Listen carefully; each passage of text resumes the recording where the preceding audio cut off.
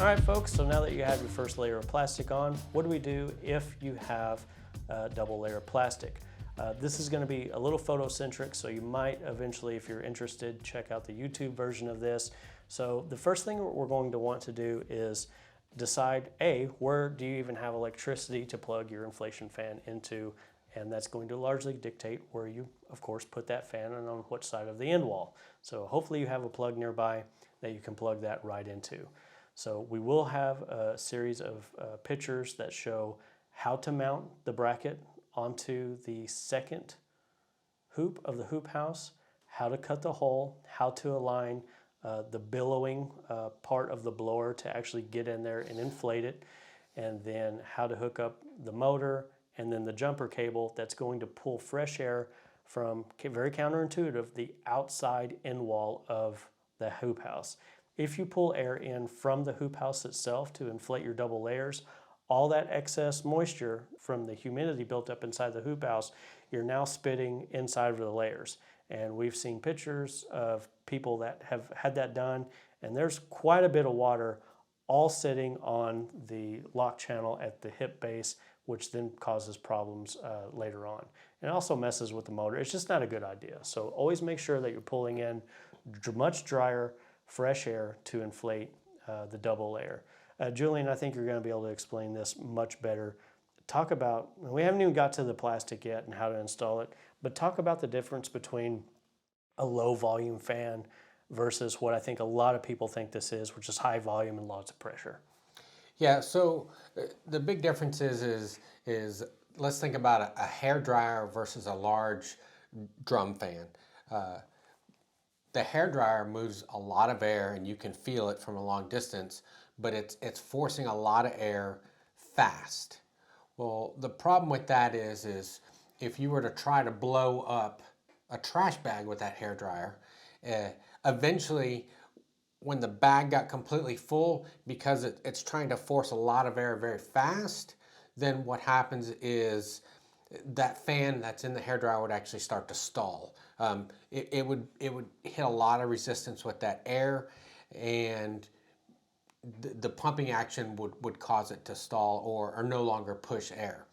In the case of a greenhouse fan or a greenhouse blower, what it actually does is it's not high pressure, it's low pressure with a lot of volume. So it's going to blow that up, and then once that second layer is blown up and it meets some type of resistance, those blades on the fan are going to continue to blow air into it and keep it inflated, but they're not going to stall out and not create airflow. And that's the same type of fan that you see in bounce houses that are standing up by themselves and they're getting weight of kids and water and all that stuff. So it does support quite a bit of weight. Correct.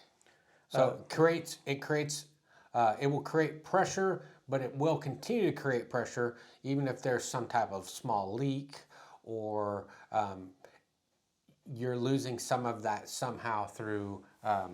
So what Julian's trying to say is, yeah, you can have a few leaks or a few inconsistencies, and the volume of the fan is going to make up for those small differences. Now, we have seen instances where somebody's forgot to lock channel a corner in, or they have a major hole or something like that, and of course it affects the performance of the fan itself.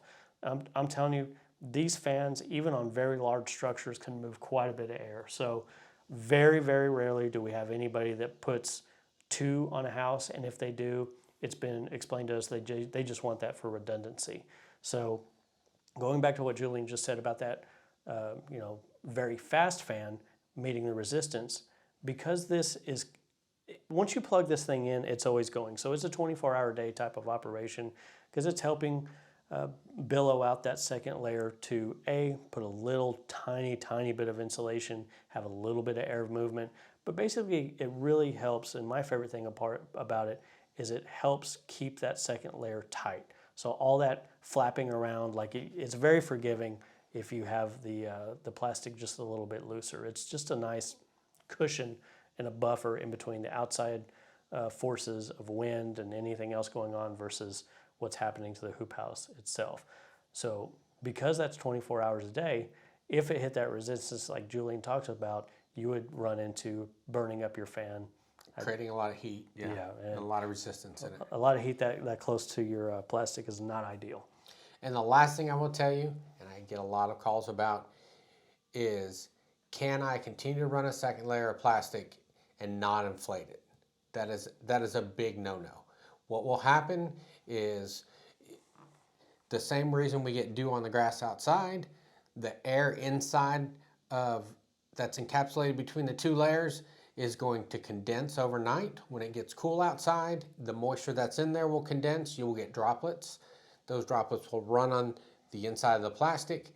Any dirt, dust, mold, fungus, anything that's in there will get captured with that moisture, and you will get algae and all kinds of bad things that happen, and all that dirt will collect. So if you're not going to run a blower, or for some reason your blower does not continue to work, you do need to keep that inflated. I think it'd be like or take it off. It'd be like you putting on 2 wet t-shirts. It's kind of hard to move it. Like it's hard to get one off of the other and it sticks together. It's just uncomfortable for the house.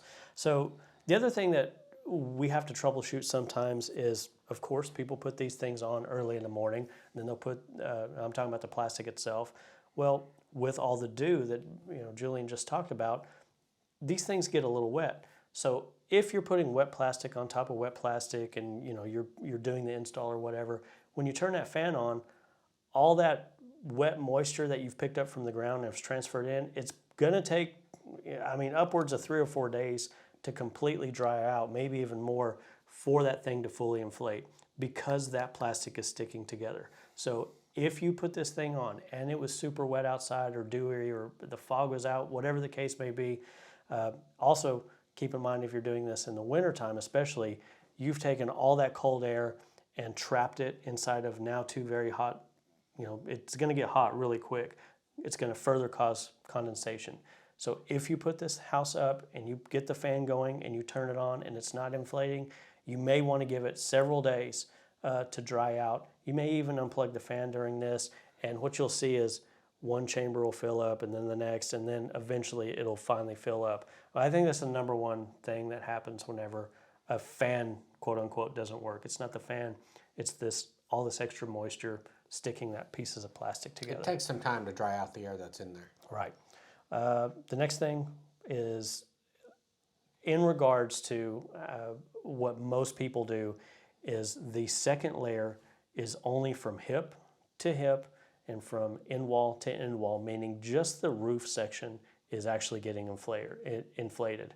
You're not inflating the sidewalls, you're not inflating the roll-up sides, you're not inflating the end walls. Can you inflate the end walls? Yes and no. I say yes because anything is possible with enough effort and time and money, and the way to do that is something called jumper hoses, in which it's the same hose that you would attach to the outside end wall. You can order extra ones and go from the top and jump down to the end walls. However, I want to make this very clear that I personally take a very strong stance in saying that the hoop house double layer is going to add a significant amount of heat retention, or what some people consider heat generation. The heat generation is not happening. It's simply a buffer between the outside wind chill and the still air on the inside. So just like anything else on the hoop house, whether in regards to heating or cooling, it's a fraction of a piece of a layer that once you start adding stuff up, yes, it'll make a difference. But don't count on this to be the end all and be all of heat retention, and certainly not heat generation. I've seen graphs out there where it says that it can be up to 10 degrees better. I cannot sign off on that. I won't do it. I won't do it. It's less than 1 R value, because it's the very best graph that I've ever seen from a university said it's a 1 R value.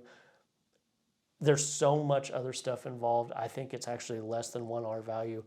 It is better for the plastic. It is going to extend the life of your plastic. That alone makes the whole operation worth it.